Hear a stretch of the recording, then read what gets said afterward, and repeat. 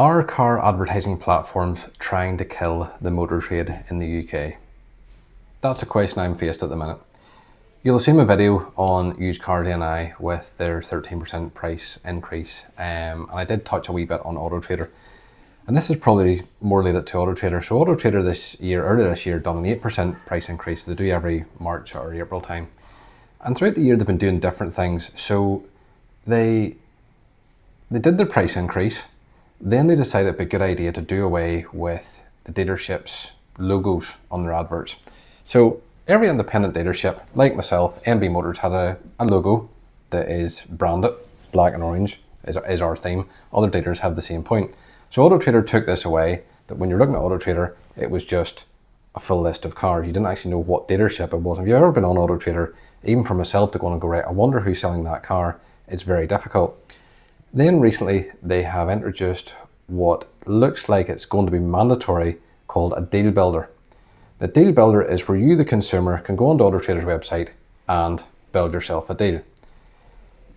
There's issues with that, okay? If you're going to an independent car dealer, you want to look at the car, you want to make sure the car is right for you. As part of our sales process, it's up to us to qualify you as a customer to go, are you buying the right car? If you come to MB Motors and you're looking for a vehicle, we won't just say, yeah, that's okay, we'll sell it to you, because we want to make sure that it is the vehicle that is right for you. You don't get that with Deal Builder.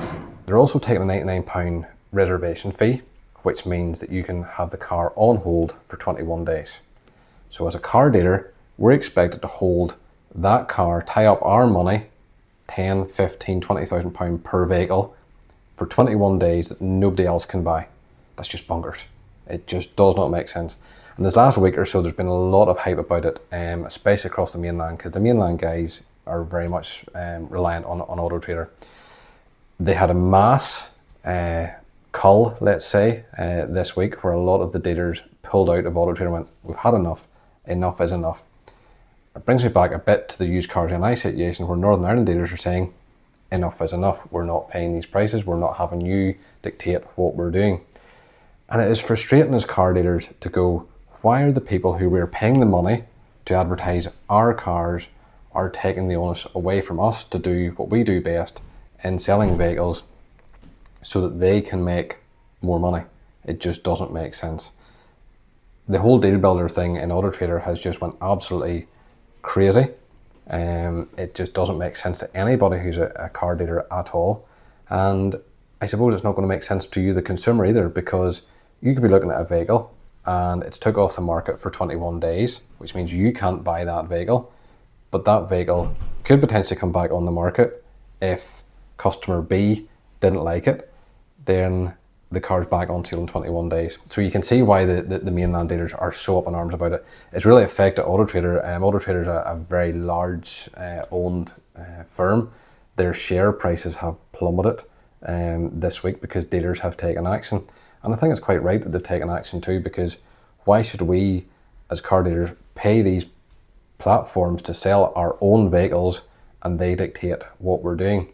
So the used car market at the minute, as far as advertising concerned, is concerning in what is going to take place. Is there a place out there for a new marketplace in Northern Ireland, in the UK?